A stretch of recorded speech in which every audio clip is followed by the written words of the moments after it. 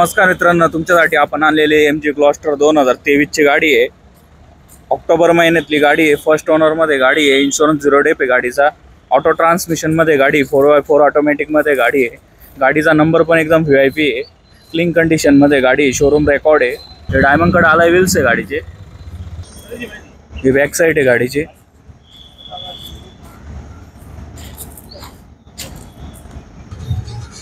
हे मधलं इंटेरियर आहे गाडीचा। मध्ये VIP बैठक दिलेली, बकेट सेट दिलेले, मागे 2 जण बसू शकता। क्लीन कंडिशन मध्ये गाडीचं फ्रंटचं इंटेरियर आहे। गाडीला पॅनोरामिक सनरूफ दिलेलं आहे। गाडीला मोड पण दिलेले आहे। हा ऑटोमॅटिक गिअरबॉक्स आहे गाडीचा। गाडीला 10 एअरबॅग दिलेले आहे। हा कंपनी म्युझिक सिस्टम दिलेला आहे। ऑटो क्लायमेट AC दिलेला आहे।